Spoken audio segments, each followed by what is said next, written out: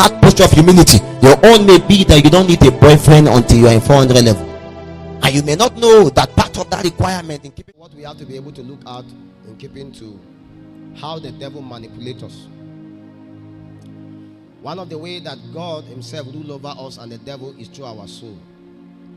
When a man gets born again today, instantaneously his spirit has enough capacity. In fact, according to scripture, the spirit is always willing.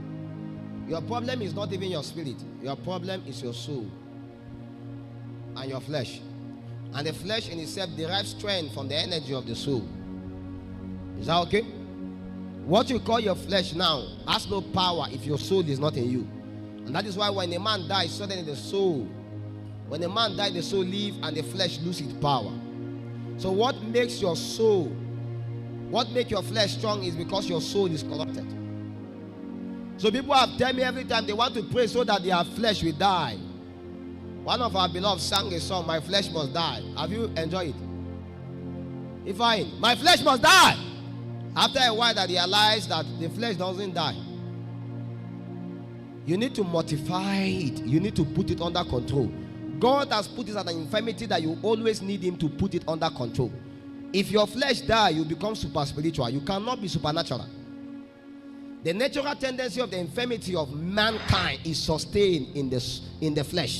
And so long as God does not keep that flesh, there is no way that you will see the need for you to align to God.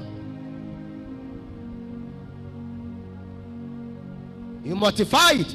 You bring it under subjection. You bring it under control. So how God designed is that you live from your spirit, your soul, then your body. Because of the Garden of Eden, that was how man was. Man was an entity of the spirit that has a way that it expresses a soulish component, which is a life called suture. And then, of course, then his flesh also have an advantage. Because your body in itself needs your flesh and your flesh needs your body. All the components of mankind is very important. If I don't have body now, I won't be standing here. If I don't have flesh, I will not even be touched by the feeling of the infirmities. I cannot even have certain level of, the soul does not have where to survive. I get to my point now.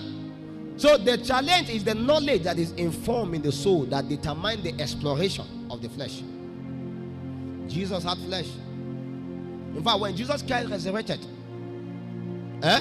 he said, "Touch me." And he was trying to let them understand that he has flesh and bone. Do you realize that?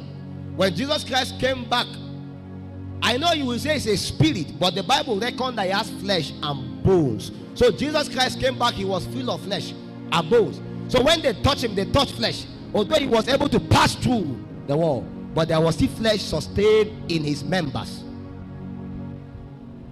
But that flesh does not have the power to control him. Why? Because his soul is not colonized.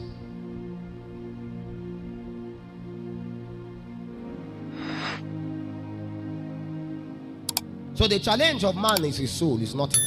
The battle is the battle of souls. It's nothing. It's the battle of souls.